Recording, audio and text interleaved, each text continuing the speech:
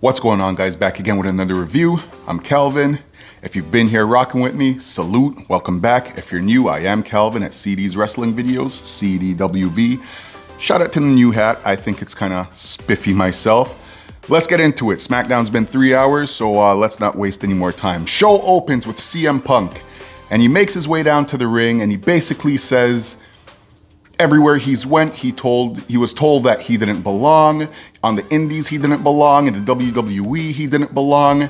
He mentioned how he was basically a prop for John Cena's WrestleMania entrance. They told him that's as good as it gets.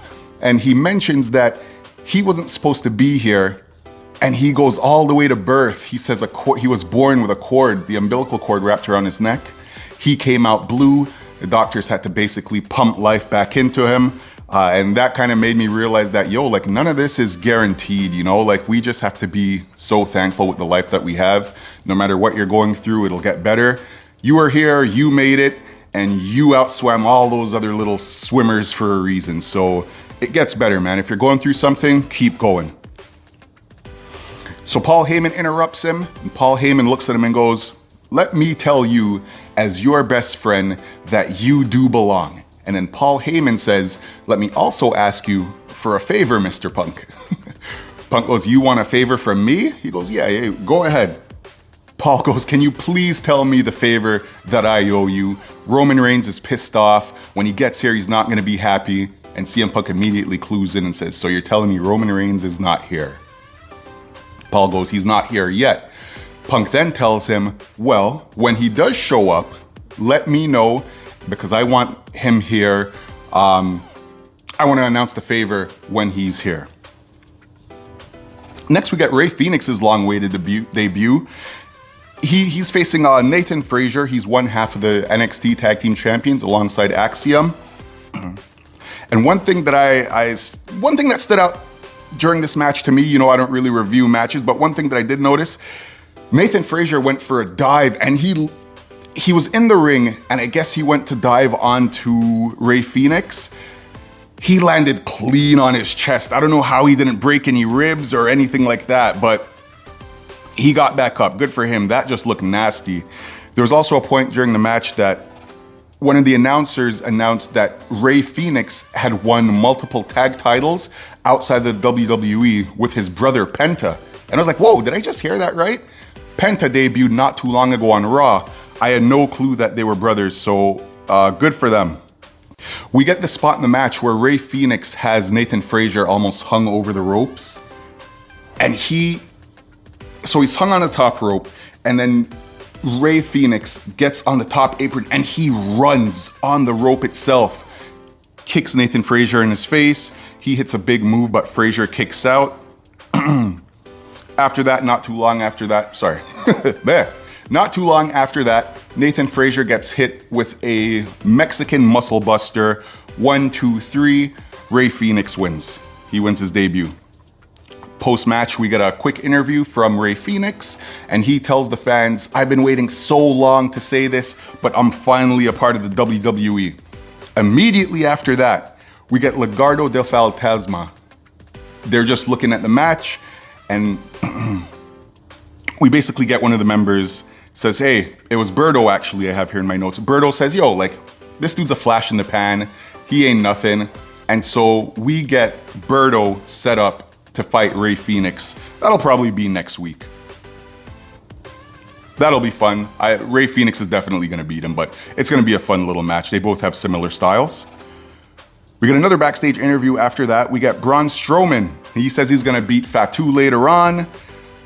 Not too long after that, Solo and Tama Tonga interrupt, and then LA Knight interrupts him. We get a match set for LA Knight versus Tama Tonga, and that happens immediately. But not before we see Paul Heyman in the parking lot. Paul Heyman just looks at the camera and says, "Hey, no matter what this favor is, I will do it. I will do it, no questions asked." And we see a big black SUV come down the ramp to the bottom. Paul Heyman goes, "My tribal chief, you're finally here." It's not Roman Reigns. It is indeed Seth Rollins. And Seth Rollins, he had on these glasses.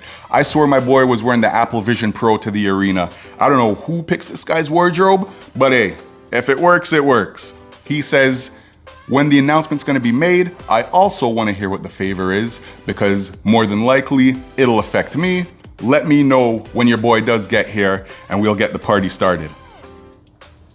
Oh, brother, here we go. Charlotte Flair enters the ring, and she was wearing this black silk outfit, almost like lingerie, but I thought to myself, if this was literally anybody else, any other diva wearing this, it would look so fire. Charlotte she just doesn't do it for me, man. I don't know if it's the multiple face changes or what, but I don't know. She makes it to the ring. And then funnily enough, Tiffany Stratton enters right after her wearing a black laced outfit. And I was like, they have to mention this in the promo. She damn near wore the exact same thing that Charlotte does. And I was thinking, look at how good that looks. Tiffany gets to the ring, and I swear you could cut this tension with a knife. Tiffany asks the crowd, what time is it? They all say Tiffy time, and Charlotte doesn't even let this chick breathe. She immediately goes, oh, that was cute. And I'm just thinking, Charlotte, just shut up. Give the girl a second, man. You don't need to crap on every single thing she does. This is horrible work, horrible work. Every time Charlotte opened her mouth, the fans booed the crap out of her. And I don't care who you are, that'll get to you. When you're literally trying to speak, you're not even doing any heel work. She actually called the Chicago fans, they're in Chicago, she called them smart, and they were still booing. They just didn't want to hear it from her. At one point, she asks, Chicago, what do you want me to say? They boo even louder. And I'm just thinking, girl, just take a hint. Maybe just shut up. I don't know, man. Charlotte needs to go away. I don't know if it's retirement. I don't know if it's just an extended break. I don't know if it's like a character refresh. Something needs to happen for Charlotte, because this ain't it. Tiffany starts talking, and you can just tell, like I said earlier, you could cut the tension with a knife. I don't know if they genuinely don't like each other, but Tiffany said something along the lines of, well, what were you doing at the age of 25, Charlotte? You were trying to be a volleyball leader. You were in your dad's basement drinking. It was some scathing stuff. I actually think that the WWE, during the rebroadcast, they took half of this stuff out. It was so bad. They were just caught off guard, as was I. I was like, damn, what's going on here? She says, when you were 25, you were drinking in your dad's basement. You'll always be second to me. You'll always be second to your father. And then she hits one of the most devastating lines. This definitely was taken out during the rebroadcast. She tells Charlotte that after WrestleMania, just like in the ring, you'll be like you are outside of the ring, all alone. And she asks, hey, what's the record? Is that 0-3? She was referring to all of Charlotte Flair's divorces. And I was like, God damn, here we go. But Charlotte, of course, she couldn't let Tiffany get one over. She just threw it out there. Hey, is that why your man's in my DMs? Charlotte, ain't nobody in your DMs, girl. Especially not nobody who has Tiffany Stratton. Look, ain't nobody in your DMs. That's the biggest lie, the biggest cap ever told on TV. Like, stop it, man. I know you're in your feelings. It's okay, but sometimes just shut your mouth, man. Now you're lying. I think Ludwig Kaiser, which is Tiffany Stratton's real man, he responded on X or Twitter or whatever. He's like, yeah, just stop the cap. Don't flatter yourself. Don't flatter yourself. This is gonna be, I really hope Tiffany wins at WrestleMania, man. Charlotte needs a break. Next, we get the Motor City Machine Guns versus DIY. There's a nice slingshot spear from Johnny Gargano. That's really all that stuck out to me. Motor City Machine Guns wins after Tommaso Ciampa runs into an exposed turnbuckle. And so now, Motor City Machine Guns are their new #1 contenders. They go on to face Street Profits. I'm not sure if this is gonna be at WrestleMania or next week. Motor City Machine Guns versus the Street Profits don't really sound like a WrestleMania match to me. But we'll see. We'll see. Maybe they'll put a stipulation to it, a ladder match, or it might just happen next week on Smackdown. Who knows? Backstage, we got Miz and Mello in a segment with Pretty Deadly. And this is how you do a beautiful back and forth. It was so nice. These guys got everything that they wanted to in. Hey, yo, they said what they needed to say. Let's see here. So Pretty Deadly says the Miz's movies were a joke. And then the Miz immediately asks, hey, how's the musical you're doing? And they said, it's doing good. It's a comedy. We named one after you. Pretty Deadly says, no, the Miz reminds Pretty Deadly, excuse me, that I'm a 9-time tag team champion. How many times have you guys won the tag championships? And then one of the Pretty Deadly members says, yeah, but with a different partner each time.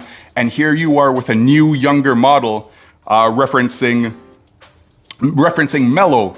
And they basically say, so you're basically the Leonardo DiCaprio of the tag team division. I think that was so hilarious. This is how you get a back and forth in. Nobody was over talking each other. Nobody was screaming. Charlotte. This is how you get it done. Next up, we got B-Fab versus Naomi. So as Naomi's making her entrance, B-Fab's already in the ring. B-Fab had her entrance first. Naomi's making her entrance, and immediately you just see this tall shadow running towards the ring. My boy actually said he thought Naomi was going to the ring with somebody. I guess that's how close Jade Cargill was to Naomi. But we get the beat down. Jade Cargill just kicks the crap out of Naomi. She kicks her all the way down the ramp. Naomi finally makes it to the ring.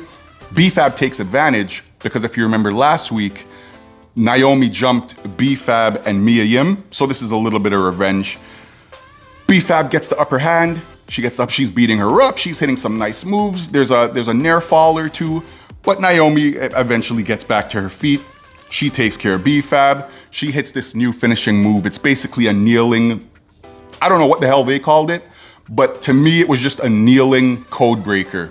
So she held B-Fab's arms, they're both on their knees, and then she kind of just rammed B-Fab's face into her knees. It looked nice, it looked devastating, and I like it because if she was still using the rear view finisher, although, hey, yo, Naomi. But if she was still using that, it wouldn't really match her new heel persona. Post-match, we get Naomi asking, hey, yo, Jade, where you at? Where you at? She turns around and immediately gets kicked in her face by Jade. I mean, immediately.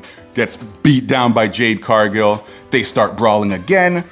We get security running down to the ring. They break it up. You know how it is. A couple guys hold on to one participant and they separate the big brawl. And then I believe it was Nick Aldis, but it was the general manager of Smackdown. He comes out and he essentially makes Jade Cargill versus Naomi at WrestleMania. And I don't remember where I saw this stat. It's Jade Cargill versus Naomi at WrestleMania, and I saw this is the first females non-woman championship at WrestleMania in about 5 years, and also it's the first female non-woman title match without a stipulation, meaning it's just one-on-one, it's just them going at it at WrestleMania for about 8 years. Those numbers might be a little bit mixed, but there's definitely some history going here. And I thought to myself, it just proves that if you have a good story, if you have things that people are interested in, that people want to see, you don't need a title. You don't need all the bells and whistles. We just want to see a conclusion to the story. So good work with the story there, man. I love this. I can't wait to see. I don't know who's going to win. I'm thinking, that's going to be tough. I'm going to make a WrestleMania preview predictions video. And so I'll have a little bit of time to get my thoughts together because that's gonna be a tricky one. I can see it going either way. I think I'm leaning towards Naomi, but we'll see. We'll save that for the video. Next, we get a Kevin Owens promo, and this was sad because I've been on record. Kevin Owens walks to the ring and he essentially says that, yo, like, I need neck surgery. I'm gonna have to go out. It's gonna be a shame not facing Randy Orton at WrestleMania. I gave everything I had in the ring. I have to go away for now. I'm gonna miss WrestleMania. Randy Orton's not gonna have an opponent. And he basically apologizes. And the reason I feel bad about this is because there's a video where I said Kevin Owens and Randy Orton doesn't feel like a WrestleMania match, which I still believe. Like, this could main event Smackdown on like a slow week, especially because the way the match was set up, No stipulations, no nothing like that. The story just wasn't there, unlike Naomi and Jade Cargill, but I digress. You never want to see somebody not be able to have a match because they were injured. So Kevin Owens rest up. What's going on here? Kevin Owens, rest up, get back soon. The neck is nothing to play around with. I hope you'll be all right, man. Randy Orton comes down to the ring and Kevin Owens is leaving. Kevin Owens is on the apron outside of the ring. Randy Orton's on the apron going into the ring, and he kind of looks at him like, you could tell there's a respect there, because obviously, like, story aside, script aside, like, this is one of your colleagues just going away because they're hurt, right? Like I said earlier, nobody wants to see that. Randy Orton gets into the ring with the general manager. He's told that he won't have a WrestleMania match, which is, my God, that's like, Randy Orton at this stage in his life needs to have a WrestleMania match, because these guys won't be around forever. Like, Randy Orton is now one of the older heads. He's a legend. So you need to have Randy Orton on that card. Anyway, you know how Randy Orton moves. After hearing that news, he doesn't like it, hits the manager with an RKO. He leaves. We got Braun Strowman versus Jacob Fatu in the last man standing match. And I feel like this is like the third or fourth time we saw these guys fight. I had it in my mind that, yo, there's no way in hell Jacob Fatu loses. This match was basically nothing we haven't seen before. You get the big power moves, you get the announcement table, they're hitting each other off the announcement table. Braun does his thing where he runs around the ring. I believe they fought in the crowd for a little bit. They did, because there was a suplex spot where they both went through some some regular tables outside of the ring. But essentially, they both get back into the ring.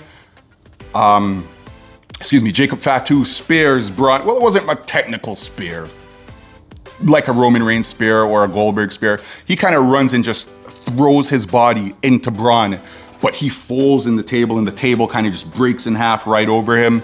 He's not able to answer the 10 count. Jacob Fatu is going to WrestleMania to face LA Knight for the United States Championship. Let's go. I thought it was going to be a triple threat, but it's kind of nice. I feel like we have a couple triple threats going on currently. So it's nice to just see champion versus challenger, no extra fluff, get down to it. Good stuff, good stuff. Next up, we get the main event segment. Roman Reigns shows up. Paul Heyman still waiting in the back in the little parking lot area. Roman Reigns is pissed. He walks right past Paul Heyman, right to the ring. He doesn't wait for his music cue. He doesn't get any promo. He's ready to find out what this favor is. He walks to the ring with Paul Heyman, and he does this whole acknowledge me thing. He puts his one in the air. Everybody puts their one in the air. And he's like, yo, like, where's CM Punk at? Let's get this party started. Bring him out. I want to know what this favor is. I've been dying to know. Seth Rollins comes out. He also wants to know what the favor is. And to basically just cut the fluff, CM Punk comes out right away. Punk starts reminding Paul Heyman about the past. He's like, yo, anytime when I said I was going to main event WrestleMania, you said you're going to be right there with me. And so the favor is, I want you as my manager. And immediately Paul Heyman gets tears in his eyes. I don't know if he's thinking about maybe somebody who passed away. I don't know what he's thinking about, but Paul Heyman is such a visual presence. Anytime you don't know what the hell's going on or how to feel about something, you just look at Paul Heyman. That man is worth every cent. He's crying. Roman Reigns is laughing. He's like, you know this guy loves me, right? Hey, Paul Heyman, let him down easy. Paul Heyman goes, I can't, my tribal chief. I made a promise. And the smile comes off of Roman Reigns' face. He starts backing Paul Heyman down into a corner. Punk jumps Roman Reigns with the mic. I believe he hit him with the mic. Hits him with the mic, starts pounding him. Hey, yo. He turns him around, hits him with the GTS, and Roman Reigns sells this like... It reminded me of Peter Griffin falling down the stairs. And he was almost like limp. Excellent sell by Roman Reigns. For those of you who don't know, a sell is basically how bad you make the other move look, how devastating you make it look. So Roman Reigns sells that perfectly. He's laying there. Seth Rollins is just having a great time. He's laughing it off. We get the credits. Smackdown goes off air. The show ends.